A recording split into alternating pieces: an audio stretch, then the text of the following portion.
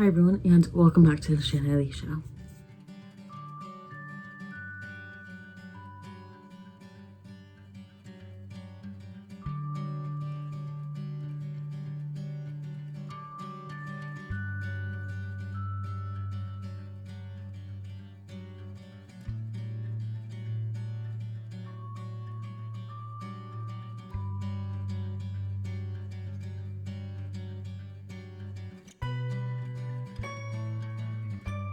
So, as you can tell from the title and the title and the thumbnail of the video, this is what your bookshelf says about you.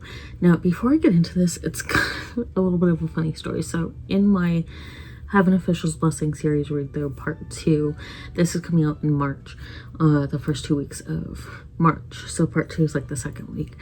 And I was talking in that video because I had lost basically the content for the part 2, the original reading vlog I was gonna do, and I had mentioned I'd mentioned oh, I wish they still did the recently deleted folder so that you can still access those. And then I got everything set up, and then the next day after I recorded that and scheduled it and uploaded it and scheduled it to YouTube, I did the update for my phone, and it all looks a little weird still. But I was looking at the photos again because I was trying to figure out that. And I noticed in the folders tab for it now, they have a recently deleted folder again. And they had the videos. It was just, I had so much other stuff that was recently deleted and so many other videos that was recently deleted that I was at first I was thinking of doing it and recovering the videos and doing it and having the reading vlog go up.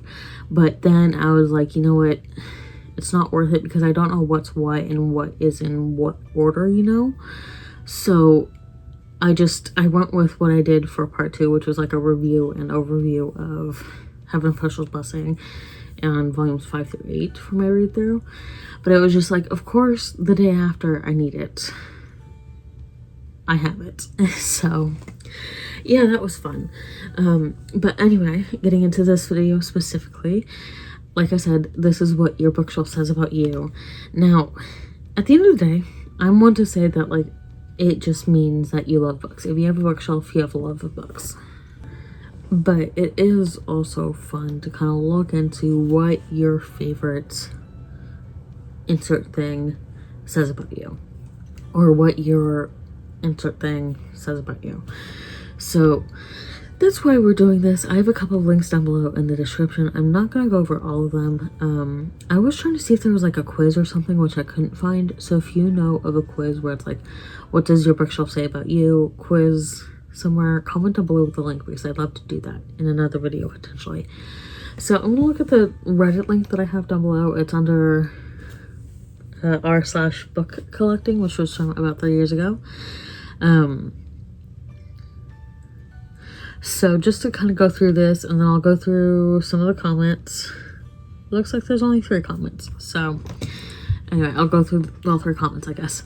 So why are bookshelves essential to have? I'm not going to go into that part just because it's they're essential. I agree.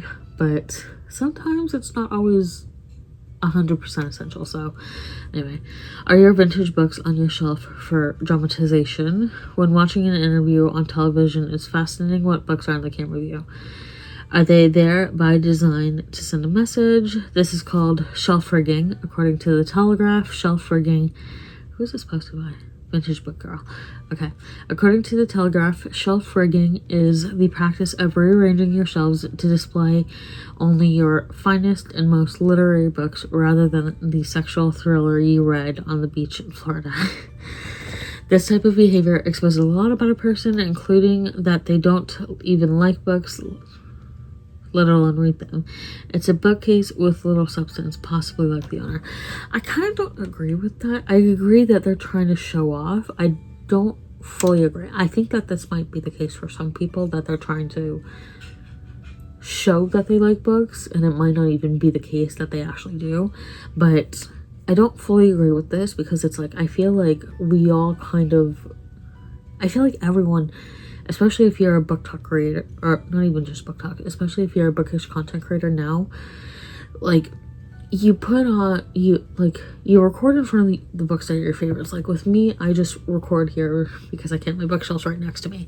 But just based on my room layout, this is where I have to record, so I can't really display my bookshelf. I don't have a great way to display my bookshelf in my videos when I'm recording about books. So I think this is accurate, but it's like a very slim percentage. Because again, if you're a bookish content creator and that's your job, you are going to display the books. You're going to have a certain display in your background of your books that says something about you. And that doesn't mean that that bookish content creator doesn't like books. It just means that they're displaying the best of the best in their opinion. So I do think that opinion is a little bit jaded and a little bit harsh. Again, I do think there is a slim percentage of people who actually do that but don't like books. But anyway, this one feels a little bit like more professional speaking, this Reddit thread, but it was like the main one I could find, and honestly, like, I did want to cover some of these.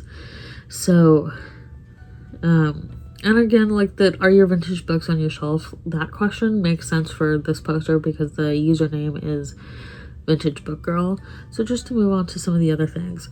Do you know why people stack their books with their spine facing their shelves? 9 times out of 10, it's like, I see what this person says. But 9 times out of 10, it's not what this person says. From what I have seen, it is because they're trying to do some sort of experiment with their books to see what they've read versus what they haven't read, whether it's all time or in that specific year or in a specific month, you know? So it's like more of an experiment to see read versus unread rather than what this person is saying. So this person says it's a copyright thing. This isn't some groundbreaking design technique. It's a touchy subject among book enthusiasts who don't like the idea of hiding the titles. Are we talking about shows? Okay, this does seem to be a show thing. Show, like, professional, like where you're being recorded. So yes, if we're talking about in a film recording interview,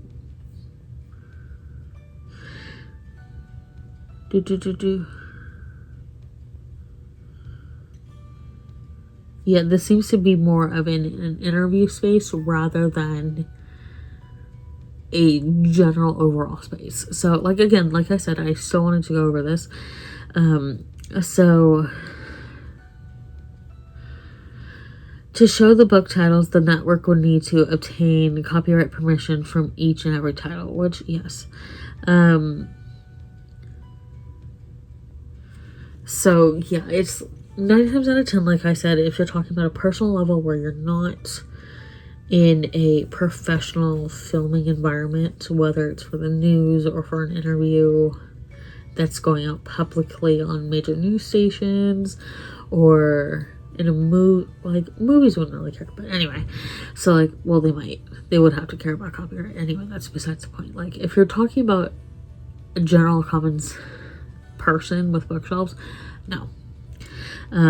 But the thing that does kind of bother me with this post is that the poster, the original poster, she doesn't really clarify that she's talking about more of a professional setting where they're filming something. So I think this could be a little bit, like, misleading. So yeah.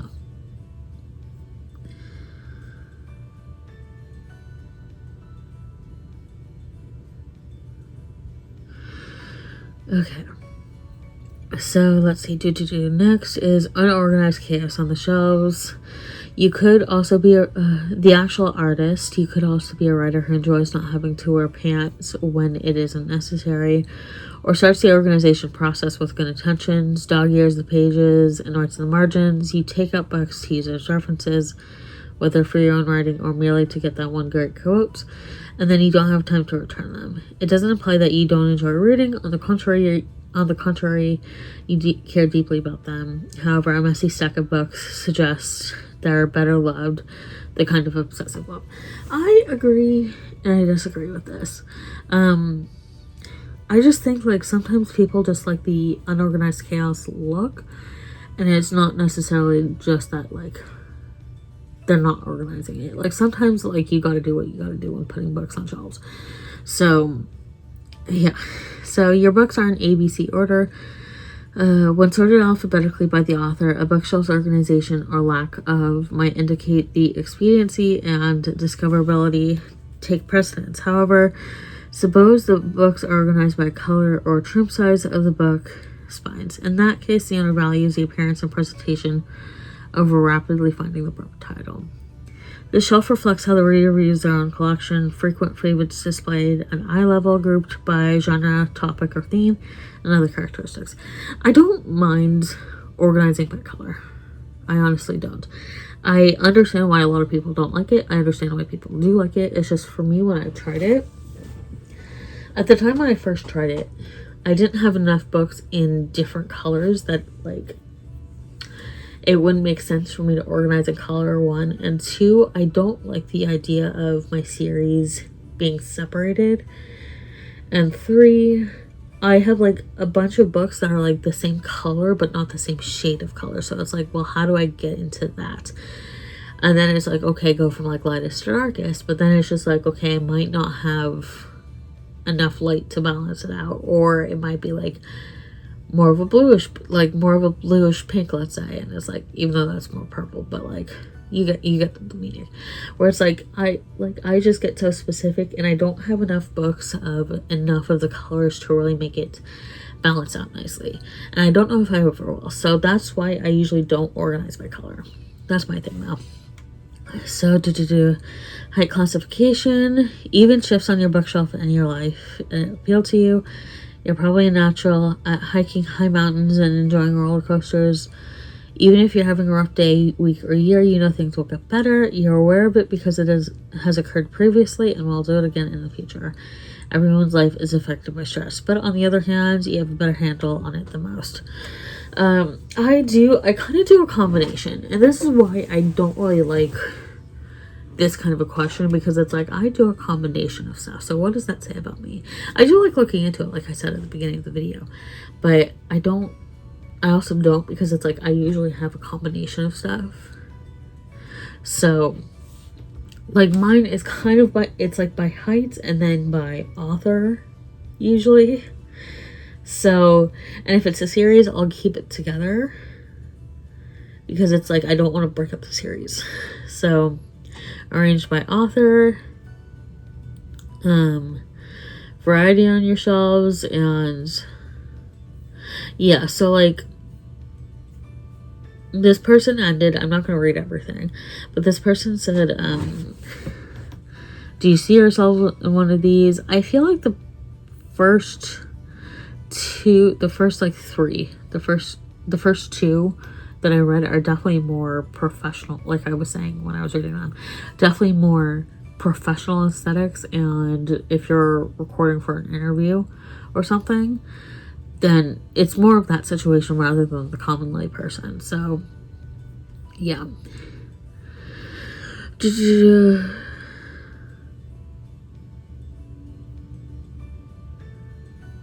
So yeah, I'm not going to read the comments because I want to look at a couple of the others. So I'm going to look at one to two others. So I'm looking at Medium, books are a superpower, which is the third link down below. So a look into someone's bookshelf can tell quite a bit about their personality. Are they an introvert? Do they have a lot of friends? What job do they prefer? Which ice cream would they buy in the shop? Okay, so the organizer, it doesn't matter if shoes, check cards, or jewelry, everything in your home is sorted. When it comes to your bookshelf, the titles perfectly rank and file. They are either assembled by genre, color alphabetically from thick to thin, from big to small, from young over old to ancient authors. People who are into books tend to be very organized and systematic. Generally speaking, the more detailed the organization of books, the more structured the person. What does it do? In the office, you're always on time. You make sure everyone sticks to the agenda and always keeps the overview in a meeting or project. You feel comfortable in rules where you can work off a checklist or follow specific guidelines. Your friends and colleagues appreciate your organizational capabilities. If there's a party plan or project to coordinate, you're the one they want in charge.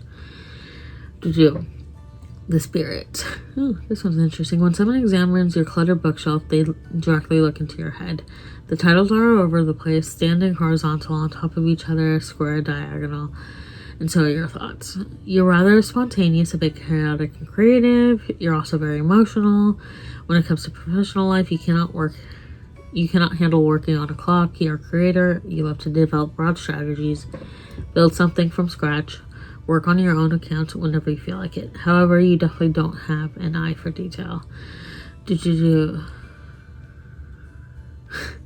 says if you were to write a book yourself, it would have the title The Contra Marie Kondo Method.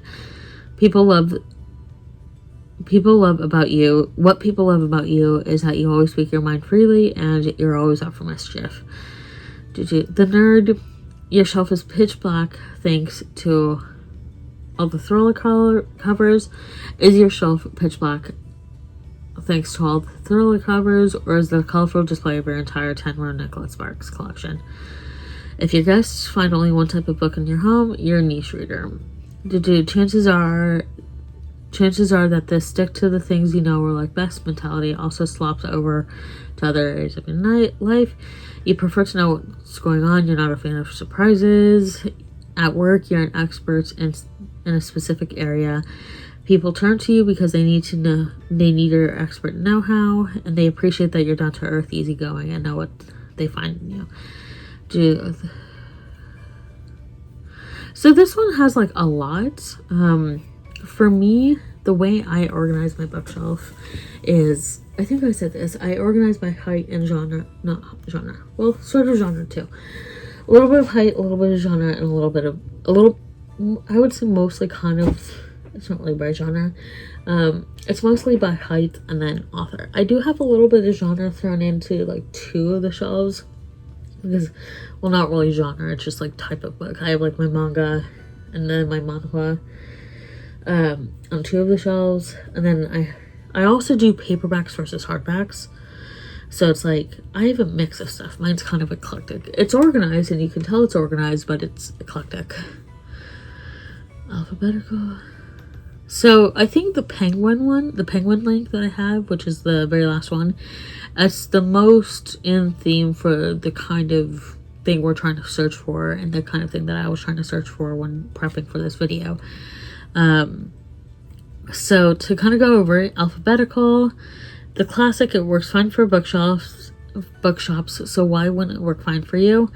Trifle, unimaginative, but it shows you're someone who cares deeply about books and wants to know exactly where they are at all times. Jane Austen to the left, Benjamin Zephaniah to the right. Simple. I do like that one, partly because they're easy to find, and also too, it's just like, if my thing is, if you have a lot of books that are the same height, like if they are, let's say you organize by height, if you have a lot of books that are the exact same height, how are you organizing them? Is it by genre? Like, let's say, okay, so my thing, let's say you always start off by organizing by height, so short books to tall books.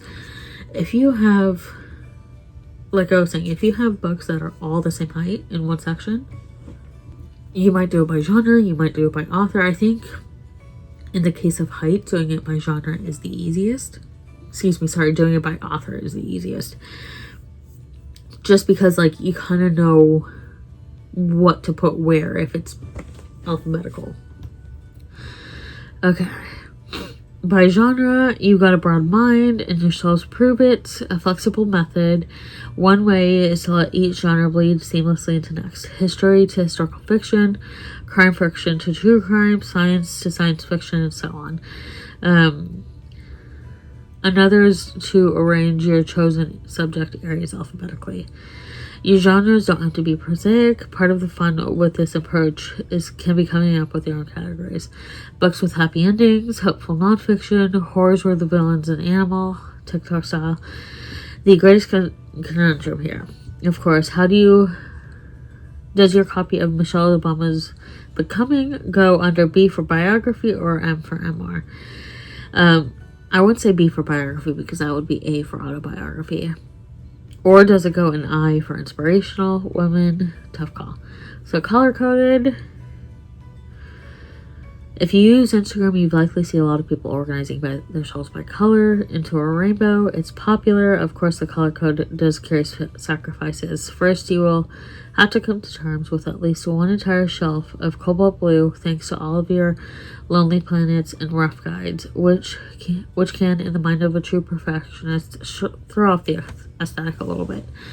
Yeah, and that was the thing too, where it's like, I had a lot, I don't quite remember just because I've had let books go and brought more books in, is I would have a lot of books in specific colors and like different shades of that specific color.